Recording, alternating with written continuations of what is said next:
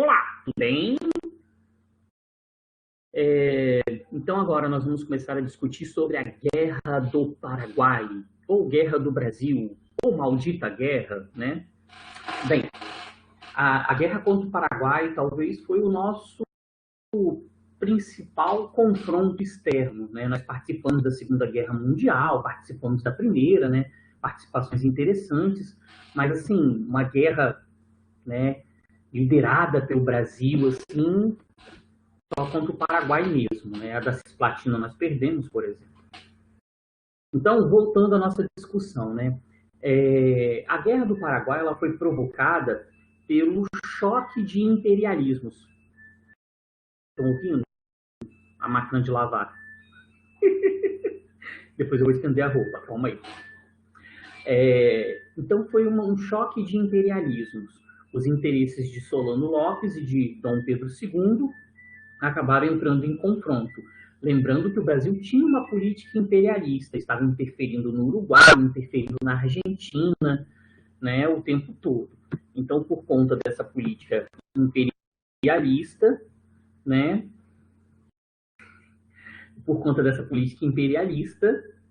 nós tivemos esse confronto. E aí, o que aconteceu, meus lindos? O Paraguai, né, retalhando o Brasil por conta da invasão ao Uruguai, acabou confiscando uma embarcação brasileira, né, a embarcação Marquês de Olinda, na região, né, do Mato Grosso.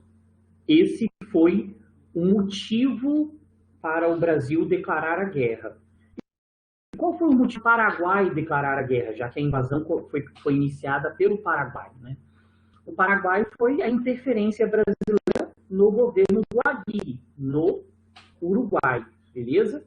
Então, se a gente estiver discutindo numa questão, né, as motivações para a Guerra do Paraguai, a motivação brasileira, o estopim brasileiro, foi o aprisionamento da embarcação Marquês de Olinda.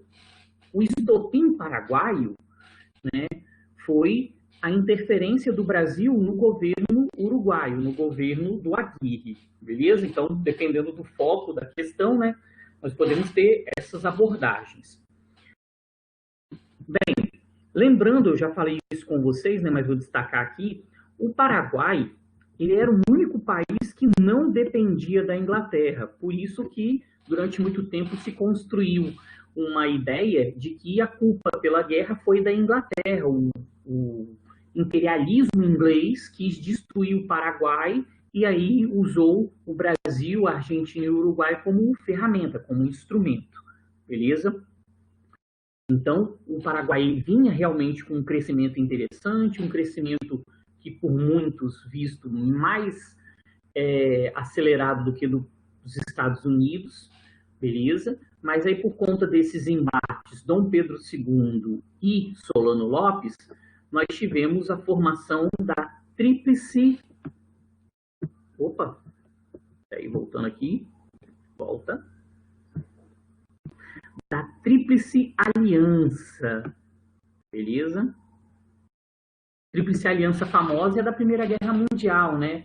Alemanha, Áustria e Itália. Mas nós tivemos uma Tríplice Aliança anterior, né? Formada pelo Brasil, formada pela Argentina e pelo Uruguai, ok?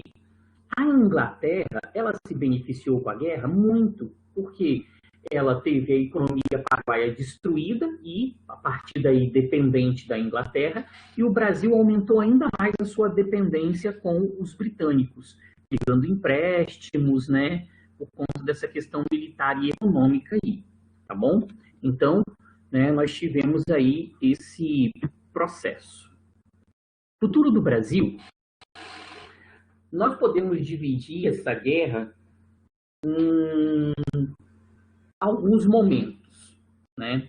No primeiro momento, nós tivemos a invasão do Paraguai ao Brasil.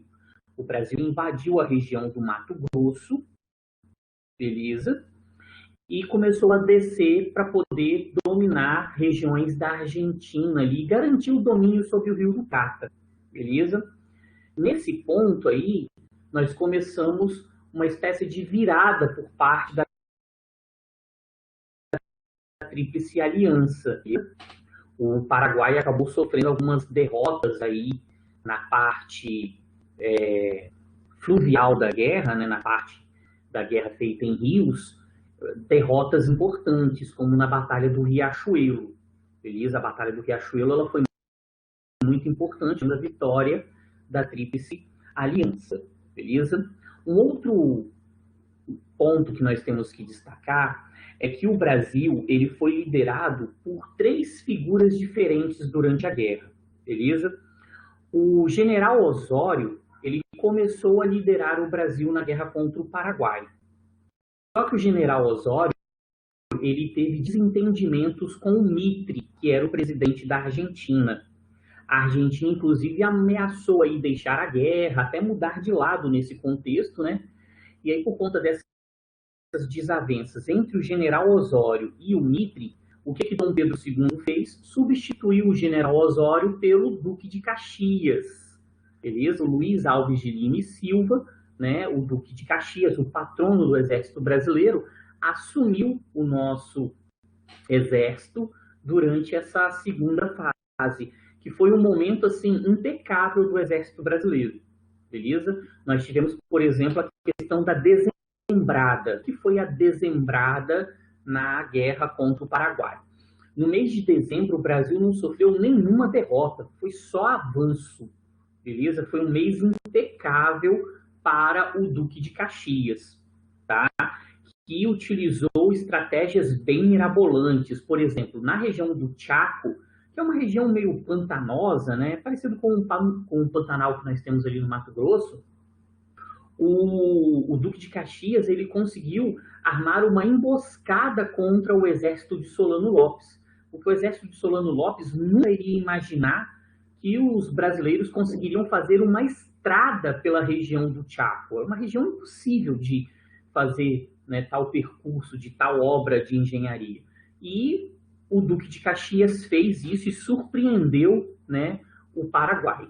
E aí nós temos um problema, né, uma situação nefasta dessa guerra contra o Paraguai. O Brasil, né, praticamente já derrotando o Paraguai já naquele momento assim, né, tentando sobreviver nessa guerra. O Duque de Caxias ele foi substituído. Ele foi substituído por uma questão política, né? Dom Pedro II, ele queria dar uma valorizada na família, melhorar, inclusive, né, a forma como a população via o seu genro, né, o Conde D, né, casado com a princesa Isabel. E aí o Dom Pedro substituiu o Duque de Caxias pelo Conde D. O Conde D, ele foi o responsável ali pelo final da guerra contra o Paraguai, que seria uma fase que nós podemos chamar de caçada a Solano Lopes.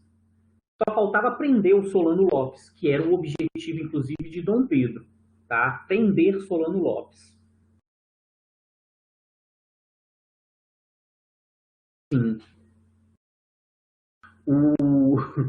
O Duque de Caxias, ele garantiu a vitória, e aí o Conde D entrou só para, né, ganhar fama.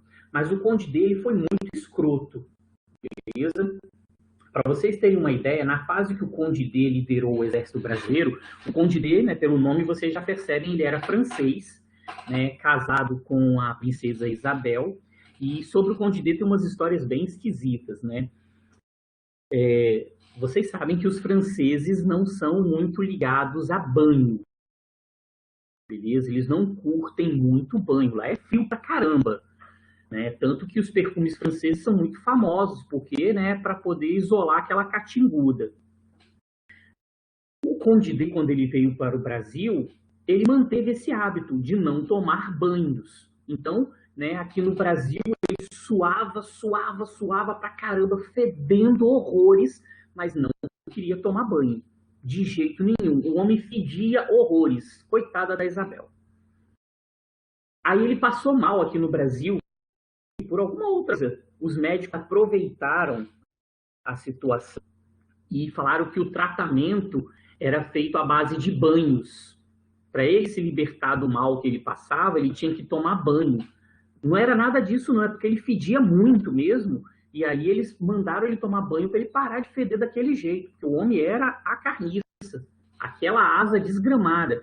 aqueles 700, né, passando na Expedito Garcia, lotadão, 5 horas da tarde, aquele sol cozinhando todo mundo, aquela mâncora escorrendo aqui, ó, debaixo do braço, ali, ó, misturada com limão, aquele caldo, daquele jeito. O Conde D, né, ele então assumiu nessa terceira fase e ele foi muito escroto. Nós tivemos, por exemplo, episódios onde o Conde D ele mandou incendiar os hospitais paraguaios, porque assim o pai não tinha como tratar os seus doentes de guerra, os seus enfermos de guerra. E ele incendiava o hospital com todo mundo dentro, beleza? Quem tentasse fugir era morto e quem ficava, né, virava churrasco. Uma outra situação semelhante também, ele fez quando ele estava caçando o Solano Lopes. Uma parte do exército paraguaio, ele ficou encurralado no meio de uma floresta meio seca. E aí o que o Conde D fez? Tocou fogo. Então eles cercaram a região, né, o exército brasileiro cercou a região e eles colocaram fogo. Os paraguaios que tentavam fugir do fogo eram mortos pelo exército brasileiro. E os que permaneceram foram mortos pelo fogo. Então, assim, foi brutal, beleza? A população paraguaia masculina adulta morreu, foi eliminada. O que sobrou no Paraguai, isso aí são os relatos mesmo, foram as mulheres, as crianças e os idosos. População adulta masculina no Paraguai foi praticamente extirpada aí com essa guerra feita, né, principalmente nessa fase do Conde D, beleza? E essa fase da caça a Solano Lopes, ela deveria ser resolvida com a prisão do Solano Lopes. Esse era o objetivo, mas Solano Lopes não foi preso, ele foi assassinado, beleza? Um soldado brasileiro de nome bem sugestivo, né, de apelido bem sugestivo, Chico Diabo, ele matou o Solano Lopes, beleza? E aí o Paraguai acabou se rendendo ao Brasil, né? Não teve jeito, se rendeu à Tríplice Aliança, beleza? E aí nós temos a questão das consequências dessa guerra, que foram horríveis, tanto para o Brasil, mas principalmente para o Paraguai. Lembram que o Paraguai ele não dependia da Inglaterra? Agora depende, né? Então nós tivemos aí, no caso do Paraguai, acompanha aqui no slide, né? Nós dizimamos a população paraguaia, sobraram mulheres, crianças e velhos, né? No exército paraguaio nós temos relatos de crianças lutando, inclusive, né? No desespero, na tentativa de vencer a guerra.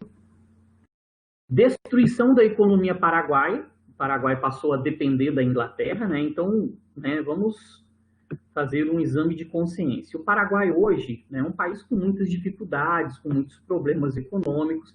Esses problemas são culpa nossa. Beleza? O Brasil ajudou muito o Paraguai a ser o país que é hoje. É por isso que existe uma certa rivalidade, uma certa angústia, né? Uma chateação dos paraguaios para com os brasileiros. E aí não tem como não dar razão. Perda de territórios, beleza? O Paraguai perdeu territórios para o Brasil e para a Argentina. A região do Chaco, né, foi toda depois anexada pela Argentina. Então a Argentina tomou uma parte do território paraguaio, o Brasil também, naquela região de limite aí entre Mato Grosso e Paraguai, beleza? E essa ideiazinha aqui de sonho que acabou, né? O Paraguai que vinha se desenvolvendo com autonomia, alguns dizendo que estava mais próximo a uma revolução industrial do que os Estados Unidos, foi destruído pela guerra contra o Brasil. E no Brasil? Né, nós já tínhamos uma economia complicada, nossa economia era sustentada pelo café, nós aumentamos a nossa dependência com a Inglaterra, nós já tínhamos uma dívida grande, essa dívida aumentou, lembra da tarifa Silva Ferraz, que quebrou o Mauá? Né? Nós aumentamos a nossa dívida com a Inglaterra. Dom Pedro, né, com a guerra contra o Paraguai, ele deu um tiro no pé, vamos dizer assim. Por quê? O exército brasileiro, ele lutou contra o Paraguai, que era uma república e que não tinha mais escravidão. Lutou com a Argentina e o Uruguai, que também eram repúblicas e também não tinham mais a escravidão. Então, a ideia de república dentro dos militares brasileiros, ela se fortaleceu muito. E aí, a partir desse período, a partir de 1870, com o término da guerra contra o Paraguai, nós iniciamos justamente a crise do Segundo Reinado, quando Dom Pedro começa a sofrer uma oposição até o golpe de 1889, beleza? Então, Dom Pedro, de certa forma, ele criou, né, um problema para o seu governo por conta da guerra contra o Paraguai. O próprio imperialismo de Dom Pedro levou ao fim o nosso período imperial, tá bom? Então, o exército brasileiro, ele voltou para o país cheio de ideias abolicionistas e republicanas, ok? Nós tivemos um segundo surto industrial, tá? Alguns produtos, né, indústria moveleira, sabão, chapéu, essas coisas, né, foram produzidas aí nesse segundo surto industrial brasileiro. Só que esse segundo surto industrial, ele foi patrocinado com capital externo, né, inglês. Esse casinho aqui é de capital, tá? Capital externo inglês. Então, a Inglaterra é que se beneficiou, né? Então, esse segundo surto industrial nem nos ajudou muito. Então, se a gente for pensar em surtos industriais, nós falamos em 2 durante o Segundo Reinado, e nós não conseguimos chegar à industrialização. Nós tivemos o do Mauá e o da guerra contra o Paraguai, beleza? Depois nós vamos ter um outro surto industrial só lá na República, com o Venceslau Braz durante a Primeira Guerra Mundial.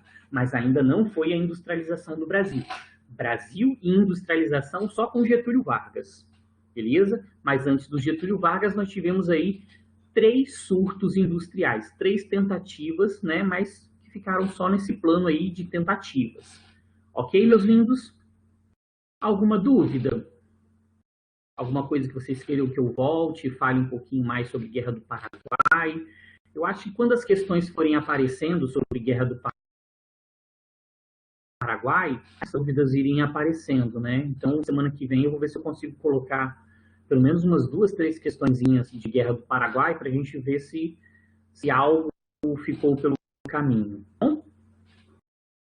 Então, com o término da guerra contra o Paraguai, nós entramos aqui, né, na questão da crise do Segundo Reinado. Nós estamos entrando, então, agora na transição entre a monarquia. Espera um pouquinho, deixa eu tentar fazer uma linha mais retinha um pouquinho. Na transição entre a monarquia, melhorou um pouquinho, e a república. Por incrível que pareça, né? Nossa, essa daí agora de república foi legal, essa linha. Por incrível que pareça, apesar da nossa transição monarquia-república ter sido finalizada em 1889, né, nós já temos mais de um século de república, é muito comum nos debates entre filósofos, sociólogos e até mesmo historiadores, né, um consenso de que a nossa república ainda não se consolidou. Nós vamos falar dessa consolidação da república no Floriano Peixoto, né, mas a nossa república ainda ela precisa avançar muito. Nós precisamos aprender muito ainda sobre o que é uma república, sobre a questão da cidadania, a questão do voto. Nós temos que avançar muito. Vocês, né, principalmente, né, que são a nossa próxima geração, os próximos votantes, os próximos candidatos, vocês vão poder mudar um pouquinho esse processo e avançar mais nessa nossa consolidação de república, de democracia, que ainda está tão complicado assim, beleza? Bem, então como que foi esse processo de transição? Esse processo de transição, essa crise, né, do Segundo Reinado, se pautou em algumas questões, beleza? Cada questão foi uma crise. Nós tivemos a questão abolicionista, tá? Nós vamos perceber que a escravidão foi o último sustentáculo de Dom Pedro II. Enquanto ele conseguiu manter a escravidão, tá? Enquanto ele conseguiu manter a escravidão, ele conseguiu se sustentar no governo, né, de certa forma. A escravidão acabou em 1888, em 1889, Dom Pedro foi retirado do poder e sofreu um golpe. Beleza? Então, foi o último alicerce ali quebrado de Dom Pedro, foi justamente a questão da escravidão. Tá bom? E aí nós temos os momentos nesse processo de fim da escravidão. Uma discussão muito necessária, porque vira e mexe ela está aí, né? Nós temos um monte de manifestações nos Estados Unidos que estão trazendo também essa discussão para o Brasil, né? 1850, Eusébio de Queiroz, né? Fim do tráfico intercontinental. Lei do ventre livre, né? A partir de setembro de 1871, as crianças nascidas, né, seriam livres, mas aí depois nós vamos fazer algumas observações, nós vamos estudar cada lei dessas daqui a pouquinho, tá bom?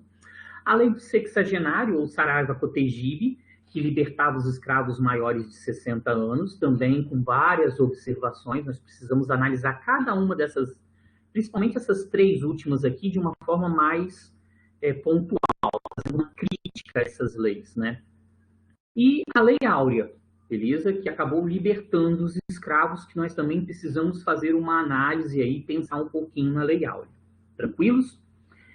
Só um detalhe, que nós vamos voltar a discutir isso, mas vale a pena já frisar. Em 1885, duas províncias brasileiras... Engoli um cabelo. Em 1885, junto da lei do sexagenário, duas províncias brasileiras acabaram com a escravidão antes do restante do Brasil. A escravidão no Brasil terminou em 1888, mas no Ceará e no Amazonas, a escravidão acabou em 85, beleza? O Ceará, inclusive, virou um ponto de refúgio de escravos, né? Escravos eram libertados no Brasil, principalmente em São Paulo, né, que tinha uma grande quantidade de escravos, e eram levados para o Ceará, porque no Ceará a escravidão já tinha chegado ao fim. Nós temos aí, eu vou fazer essa discussão com vocês depois, né, só para a gente já estar retomando essa ideia. A questão republicana, a criação de um partido republicano, o Partido Republicano Paulista, e depois os partidos republicanos das outras províncias, né, depois estados, do Espírito Santo, do Rio de Janeiro e dos outros campos. A questão militar, os militares, né, trouxeram a ideia da república e se sentiram muito desprestigiados depois da guerra contra o Paraguai. E a questão religiosa, o rompimento entre a igreja e o governo de Dom Pedro II. Bom? Então, Dom Pedro II, durante essa crise do Segundo Reinado, ele passou por problemas relacionados ao abolicionismo, a questão republicana, a questão militar e a questão religiosa. Nós vamos discutir cada um desses pontos a partir de agora, né, para chegarmos ao nosso auge, que foi a deposição de Dom Pedro II, finalizando essa parte de Segundo Reinado. Beleza, futuro do Brasil? Então, vamos avançar aqui, né, para discutir pelo menos um pontinho desse antes de finalizar essa nossa aula. Ficou aqui um pouquinho, não sei se o de vocês acho que não ficou atropelado assim não, mas o meu tá aqui em cima, aqui, mas é a questão religiosa, esse primeiro ponto aqui, tá bom? Se vocês não estiverem conseguindo ver direitinho, né, porque o 1870 ficou justamente em cima da questão religiosa. O que acontecia no Brasil? No Brasil, nós tínhamos dois acordos, né, vamos dizer assim, estabelecidos lá na primeira Constituição, na Constituição de 1824. A primeira Constituição do Brasil foi de 1824. A Igreja Católica, ela permaneceu como uma religião oficial do Brasil. Porém, ela se submeteu ao império de Dom Pedro I e agora Dom Pedro II. Através dessas duas ideias aqui, ó, padroado, né, e beneplácito. Beleza? Vamos direto a esses dois conceitos só para vocês entenderem o que significa. Quando a Constituição foi estabelecida, a Igreja Católica ela ficou submissa ao governo. Então, quem mandava na Igreja Católica no Brasil era o imperador, beleza? O Papa ele determinava coisas, mas cabia ao imperador aceitar ou não essas coisas, tá bom? Então, por exemplo, o padroado. O que foi o padroado? No padroado, Dom Pedro II, né, Dom Pedro I também, né, mas no caso, como a gente está falando da crise, né, Dom Pedro II, ele poderia indicar os principais cargos eclesiásticos no Brasil. Bispo, arcebispo, beleza? Então, se a igreja indicasse uma pessoa para bispo, Dom Pedro poderia dar um aceite ou não. Entenderam? Então, os cargos mais importantes da Igreja Católica no Brasil eram preenchidos conforme o interesse do imperador. E o que foi o beneplácito? Né? Todos os direcionamentos dados pelo Papa para a Igreja Católica antes deveriam passar por Dom Pedro II no Brasil. Então, o Papa definiu uma ordem. Dom Pedro II ele poderia aceitar ou não a ordem. Se ele não aceitasse, ela não valeria para o Brasil e pronto. Beleza? Submissão da Igreja perante o Estado. E o que aconteceu? Né? Por conta do padroado e do beneplácito, nós tivemos, né, a situação de rompimento entre Igreja Católica e Dom Pedro II. O Papa Pio IX, né, nós temos inclusive aqui, né, perto aqui de casa, aqui na faculdade, né, Pio XII, né, o Pio XII ele foi importante porque ele foi uma figura que combateu o fascismo. Né. O Pio IX, ele fez uma grande perseguição à maçonaria. Talvez uma das grandes questões do Pio IX foi a perseguição à maçonaria. E aí o Pio IX ele estabeleceu uma lei chamada de Bula Syllabus, beleza? A Bula Syllabus, ela determinava o seguinte: todos os membros da maçonaria que fizessem parte do quadro da igreja, vamos fazer uma observação, né? Porque muita gente tem uma visão muito distorcida de maçonaria. Maçonaria é um grupo de ajuda mútua, uma irmandade, vamos falar assim, né? E uma das regras na maçonaria é que o maçom, o seu irmão, né, ele precisa ter uma religião. Maçonaria não é religião, ok? Então, muitos membros da maçonaria eram católicos. E alguns faziam parte do quadro da igreja. Padres, freis, bispos, eram maçons. E aí a Bula Syllabus, ela estabeleceu o quê? Que todos membros da Igreja Católica, né, todas as pessoas que fizessem parte do clero e fossem da maçonaria, deveriam ser expulsos. Só que aí entrou numa situação. Por quê? Dom Pedro II, ele era maçom. Beleza? Ele fazia parte da maçonaria. E aí o que Dom Pedro II fez? Ele utilizou o beneplácito.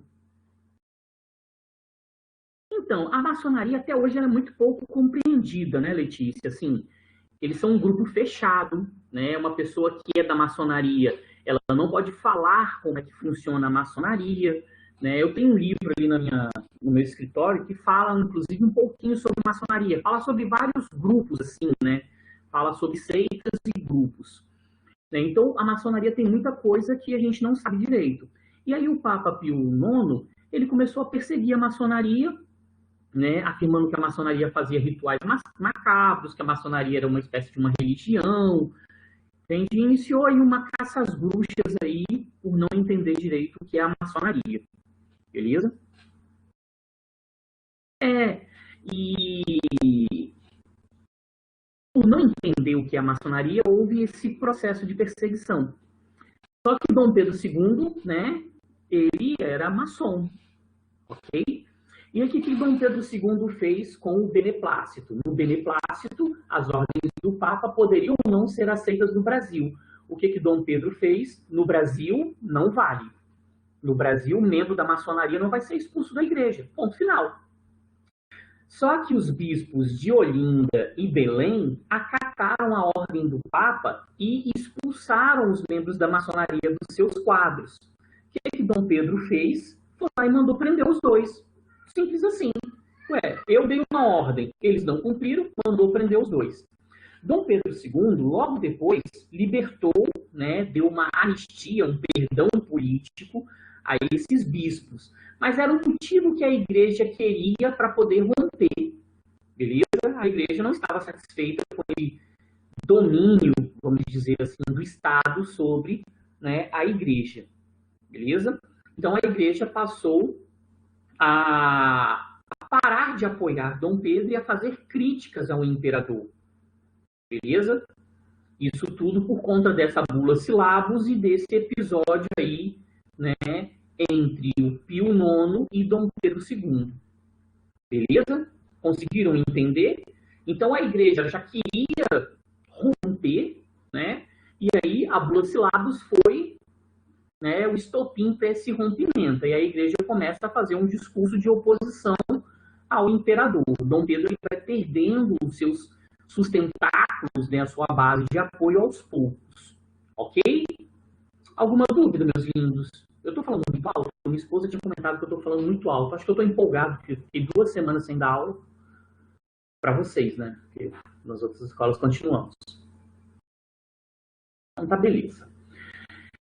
O nosso próximo ponto que a gente vai começar a discutir na semana que vem, né, para fechar essa crise do segundo reinado, eu mandei esse slide para vocês, né, na aula anterior. Guardem esse slide. Nós vamos falar da questão militar, da questão republicana, da questão abolicionista, vamos falar das leis, fazendo umas críticas às leis, né, pretendo terminar isso na nossa primeira aula da semana que vem. Na segunda aula nós vamos fazer uma atividade aí de segundo reinado. Eu não sei se vai ser um formulário como a gente está fazendo tradicionalmente, porque a gente está fazendo muito formulário. Eu vou tentar pesquisar, né, conversar com alguns colegas, alguma outra forma da gente interagir numa atividade, numa aula virtual, que não fique sempre naquela questão do formulário. Se eu não conseguir fazer isso para a semana que vem, aí semana que vem ainda eu faço um formulário para vocês. Mas meu objetivo agora, no mês de agosto, é que a gente consiga fazer algo que a gente consiga interagir mais. Aproveitar, né, que a plataforma agora está melhor, né? Ela tem mais recursos. Eu vou pesquisar aqui para a gente aproveitar mais esses recursos e tentar fazer umas atividades diferentes. Ok? Então, galera, obrigado por enquanto, tá? Se vocês tiverem alguma dúvida aí, né, e tiverem com vergonha, depois botem aí no bate-papo, pode ser no privado, depois eu vou respondendo. Se tiver alguma situação para resolver, alguma coisa que ficou atravessada aí, vocês podem passar um e-mail para a Letícia, que a Letícia está lá no grupo lá do ensino médio, e aí ela me passa a situação e eu vou resolvendo, tá? Sempre quando tem alguma coisa aí para vocês resolverem, alguma pendência, se vocês quiserem utilizar a Letícia como ponte ou me mandar uma mensagem direto, pode fazer, tá bom? Você não tem e-mail não, Letícia? Como é que eles falam com você? Ah, via WhatsApp, né? Desculpa. Manda um WhatsApp para a Letícia e ela me manda depois aí as informações e eu resolvo, tá bom? E-mail é coisa de velho. Tchau, gente. Fiquem bem, tá? Boa aula para vocês aí. Vocês têm mais 2 aulas hoje. Tchau, tchau.